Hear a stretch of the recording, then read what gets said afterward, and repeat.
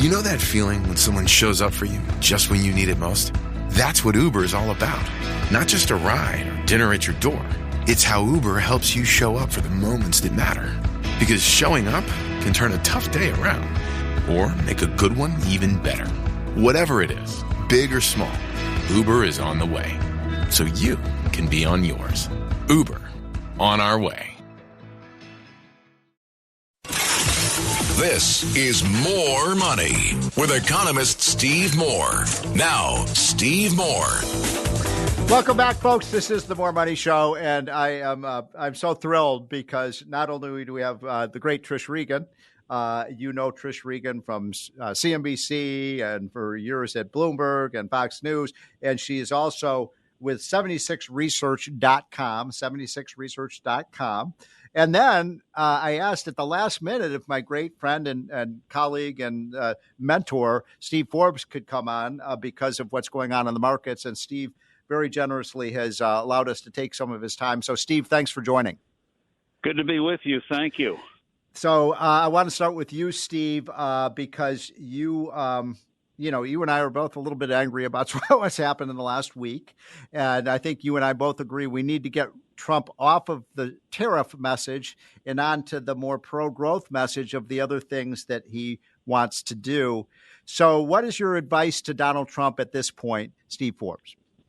First of all, on the tariffs, I hope right now they're on the pipe and doing real work with the EU, Japan, Mexico, right, Canada, to slash the proposed rates.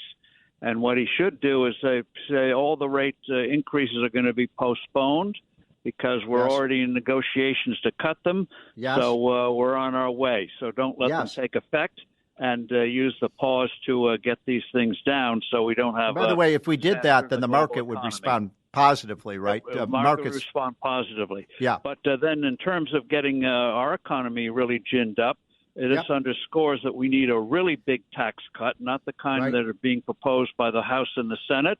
That means reducing the personal tax rates. They talk about SALT, state and local deductions. Well, if you reduce those tax rates, like the 22 and 24% tax rates to 15 or 10% or 12%, and reduce the other rates to 7 or 8 points, you take care of SALT, and you also had a real boost in terms of incentive.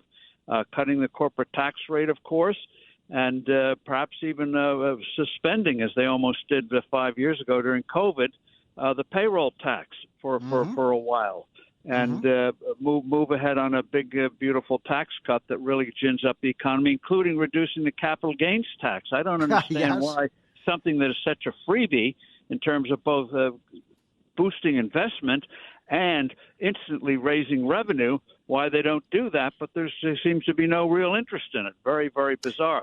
Next thing they got to do is go ahead with all the Muscovite stuff, Elon Musk and his colleagues. Yes. We need that deregulation more than ever. And the Federal Reserve, which doesn't understand inflation, is talking about, well, maybe we can't reduce rates. What the Fed has got to realize is the dollar is weakening, which is the definition of inflation. Gold is going up, which is always a barometer of future inflation, which means we're going to have monetary inflation coming up. And the idea that the Fed thinks it can manipulate interest rates to overcome any price increases from tariffs is preposterous. So focus on monetary inflation, which means stabilizing the dollar. And otherwise, we're going to have stagflation, which is going to be a disaster for the country, not to mention the Republican Party. Well, Steve, great points. I agree with every single one of those. And, when I'm going to just address your last point, and then I want to get Trish's thoughts about this. But you and I have observed and have complained about the fact that, the Fed doesn't want growth. The Fed believes economic growth causes inflation, Steve. They think more people working is a bad thing. Yeah, and when they talk about the economy overheating, just ask yourself, if you get a pay raise, do you start having the sweats at night? Oh, I'm overheating. Take it away. The whole thing is preposterous, the idea that prosperity causes inflation. A weak dollar causes inflation. And other price rises coming from things like tariffs or shutdowns, that's another matter. Well, you wrote your most recent book was on inflation. What was it called? Something like Inflation, Why It's Bad for You? Inflation, what it is, why it's bad, and how to fix it. Well, it's amazing, Steve, that we always have to reteach these lessons about how to keep inflation under control. Trish, I'd love your thoughts about what Steve Forbes was just saying. It kind of echoes what you were saying earlier on the show, but what would you add to that? At Capella University, you can learn at your own pace with our FlexPath learning format. Take 1 or 2 courses at a time and complete as many as you can in a 12-week billing session. With FlexPath, you can even finish the bachelor's degree you started in 22 months for $20,000. A different future is closer than you think with Capella University. Learn more at capella.edu. Fastest 25% of students. Cost varies by pace, transfer credits, and other factors. Fees apply. Ryan Reynolds here from Mint Mobile. I don't know if you knew this, but anyone can get the same premium wireless for $15 a month plan that I've been enjoying. It's not just for celebrities. So do like I did and have one of your assistants switch you to Mint Mobile today. I'm told it's super easy to do at mintmobile.com/switch. Upfront payment of $45 for 3-month plan, equivalent to $15 per month required. Intro rate first 3 months only, then full price plan options available. Taxes and fees extra. See full terms at mintmobile.com. This episode is brought to you by Indeed. When your computer breaks, you don't wait for it to magically start working again. You fix the problem. So why wait to hire the people your company desperately needs? Use Indeed's sponsored jobs to hire top talent fast. And even better, you only pay for results. There's no need to wait. Speed up your hiring with a $75 sponsored job credit at Indeed.com/podcast. Terms and conditions apply. Did you know that parents rank financial literacy as the #1 most difficult life skill to teach? Meet Greenlight, the debit card and money app for families. With Greenlight, you can send money to kids quickly, set up chores, automate allowance, and keep an eye on your kids' spending with real-time notifications. Kids learn to earn, save, and spend wisely, and parents can rest easy knowing their kids are learning about money with guardrails in place. Try Greenlight risk-free today at greenlight.com/Spotify. Well, look, I think it's both Steves. It's good to talk to both of you, my dear longtime friends and brilliant scholars on the economy and realists, I think. I love what Steve Forbes just referenced, this idea that maybe, and Trump could do this, right? In other words, I think he's very willing to provide some bandwidth to countries that will negotiate. So China had the wrong approach. China decided, okay, we're going to be the bull in the China shop, literally here too, and we're gonna just say, boom, we're firing back with more tariffs. Well, that is going to agitate the Trump administration. They are going to then ratchet things up again on China. But if Europe could, for example, again, and we're talking about how Elon Musk is trying to be a little bit of the diplomat here and move forward on the possibility of creating this free trade zone with Europe, like our partners, like the people that we want, right? I mean, look at Japan, for example. Japan is somebody that we have a good relationship with. So why don't we start, as just as Steve said, say, you know what? These guys have come to the table. They're willing to talk to us. So because of that, we're going to reward them with no tariffs as long as we're in the negotiation process. Like, give these countries an opportunity to respond to what they were just hit with. And you know what? They will negotiate. And then you come out of that looking like a gigantic hero because you have done something that no one has been able to do before. And we get a little freer trade. Throw something out and not give them that opportunity, right, to respond.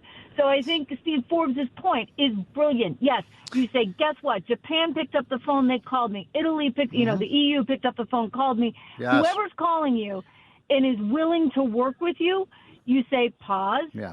We're going to get it done. So, maybe Trish, I mean, it's a great point. But my problem is what the Europeans are doing now and the Japanese now is exactly the opposite. They're saying, oh, well, maybe we'll just trade with China and decouple with the United States, which what kind of an ally would do that? It makes me so angry when I hear that. But, Steve, I wanted to make a point to you and get your reaction to this because, you have given us all this kind of script about how to create a prosperous economy. It's almost like we have to go back to free trade 101. Steve, because we keep hearing that, America has been a victim of free trade and so on. And in fact, if you look at first of all, last 40 years, we've had one of the greatest booms of the American economy ever, going back to the Reagan years. And Reagan, of course, was a free trader. But there's this kind of attitude that global, and look, I'm not in favor of global government. I'm very much, I want our country to keep our sovereignty. But the whole idea, if you go to like a modern factory, and you know this, Steve, what makes our economy so efficient is, you get the parts from Mexico, you get the copper from Vietnam, you get the steel from Japan. I mean, we are the most efficient economy because of free trade. And I think a lot of people in Washington don't understand that. Well, that's right. And one of the things that made America prosperous was precisely when in our Constitution, interpreted and also Supreme Court decisions, made the American continent a free trade area. Yes, we're biggest free trade zone in the world. So what we did with our continent, now we want to do worldwide. We want barriers down. And that's been the thrust, despite what some people say, since World War II. We learned back then from the 30s, the disastrous beggar thy neighbor policies, where everyone was competitive devaluations, putting up tariffs and all that kind of stuff. And we've been gradually reducing the trade barriers. So we should continue that process. And if the president wants to jumpstart it by threatening tariffs, okay, let there be an opportunity instead of these shock moves. Sit down and start negotiating. And if negotiating is being done in good faith, then you come up with an agreement. But the more we are able to have people do labor, specialize, the better we're better we're off. And in terms of people's wages, well, this gets in a whole area. But regulations have killed manufacturing in the U.S. Tax rates have hurt manufacturing in the U.S. Right. And also what's hurt people's take-home pay is the absurdly high cost of health care, which comes when you don't have a real free market. A family policy now costs, $18,000, $20,000? If you had a real free market, people could buy a catastrophic insurance policy for about $4,000 or $5,000 and pocket the $15,000. Well put. And Trish, I was sort of making the same point that Steve just made at my opening of the show, which is that, if we do what Steve is talking about, and by the way, for not just Steve Forbes, but Donald Trump have been talking about deregulation, the DOGE agenda, the big tax cut, the big, beautiful tax cut that's coming.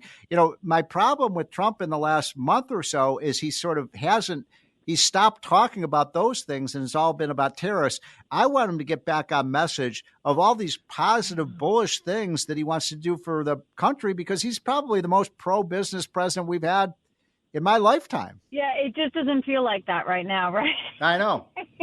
Again, because I think that this message was just not delivered. I mean, I'm just going to say this, right, from the media perspective, from the PR perspective. Look, mainstream media, they want to pile on him no matter what. So they're like, they'll dance on his grave all day long, and he's got to know that and understand that. So they were not going to like this no matter what. But when you have the market selling off like this, it's, I think, pretty indicative of traders not trusting what was put out there. So this is why you have to say, okay, you're going to have to walk it back a little bit. And I think you can just emphasize that the message got sort of misconstrued typically, as, the mainstream media doesn't really understand where he's going with this. And you say, all right, okay, we're going to now take a moment and really assess all of these things. I've said it like this. I mean, there are a little protectionism can help in certain industries, right? You want to have those semiconductor fabs here. There are a lot of things that for strategic reasons maybe you want to have here. So that's where you really need to, I think, exercise your muscle, so to speak. But, I run a trade deficit with my local dry cleaners, because guess what? I don't want to do my dry cleaning. And do they consume the Trish Regan Show podcast? Probably not. And they probably don't, read my financial newsletter at 76 Research either. But you know what, Steve? It's okay, because I don't want to do my dry cleaning. I don't want to have that equipment in my house, etc. Forbes magazine has had a trade deficit with its paper suppliers for 107 years, and we're not about to go in the paper making business. So, Steve, I mean, this is sort of that's. And so somebody is conflating these things, and they're looking at trade deficits and assuming that trade deficits are wrong. No. And actually, the reason for that, by the way, Trish, is that this is just a mathematical truism. We have a trade deficit because we import capital from the rest of the world. And Steve, then the way we finance, they get the capital to sell us stuff is by selling, by bringing capital into the United States. But Steve, we're running a little bit out of time. I wanted to raise one other point with you. I am disturbed by even some of my Republican friends, this kind of Wall Street versus the workers, and this is sort of Bernie Sanders economics, Steve Forbes.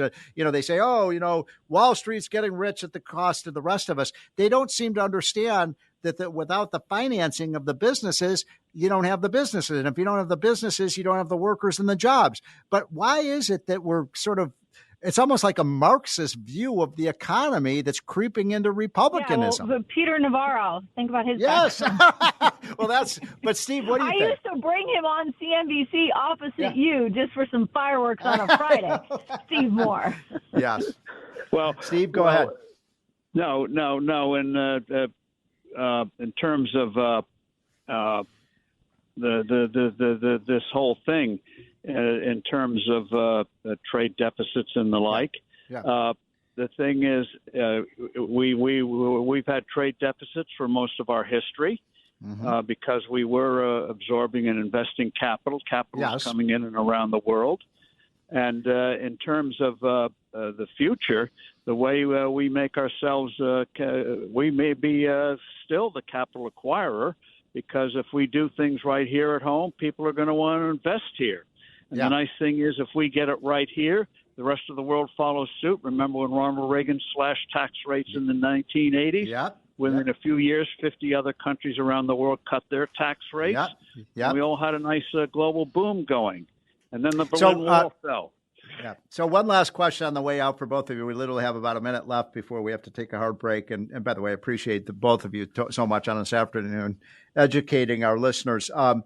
So bullish or bearish going forward? I'm with you, Trish. I think prices look pretty good right now, and I believe that the Trump agenda. So Steve Forbes, you go first, and then Trish. What do you think? Well, if you're in a retirement fund, you're working, you're in your 30s, 40s, 50s. Just keep making those payments to your 401k. Dollar cost averaging will rescue you. So just ride out the storm. We always come back. But in the meantime, in terms of the market timing is always, I think, ultimately a loser's game. Very, very hard to do consistently. But the thing to look for now is, will President Trump do something like, if you want to negotiate, there's a 90-day suspension, and we'll work these things out. I want to see that, and then we'll get a quick recovery. But the longer this thing goes on, the more damage there is. So I want to limit the damage and get on with the growth agenda. Me too. Trish, in the last 20 seconds, you buying or selling? Yeah, look, I'm still buying because I think that we've gotten beaten down here. I think ultimately it all works out. It really depends on your time horizon. We published a note at 76 Research suggesting that, right? Like, listen, if you have if you have 5 years, you want to be in. Steve's totally right. Dollar cost average. Don't stop contributing to this market. I wouldn't sell into this thing. No way. That's Trish Regan, and that is Steve Forbes, two of the best in the business. This is the More Money Show. This country was built on a distinctly American work ethic. But today, work is in trouble. We've outsourced most of our manufacturing to other countries. And with that, we sent away good jobs and diminished our capability to make things. American Giant is a clothing company that's pushing back against this tide. They make a variety of high-quality clothing and activewear, like sweatshirts, jeans, dresses, jackets, and so much more. All made right here in the USA. From growing the cotton to adding the final touches. So when you buy American Giant, you create jobs for seamsters, cutters, and factory workers in towns and cities across the United States. And it's about more than an income. Jobs bring pride. purpose. They stitch people together. If all that sounds good to you, visit American-Giant.com and get 20% off your first order when you use code STAPLE20 at checkout. That's 20% off your first order at American-Giant.com with promo code STAPLE20.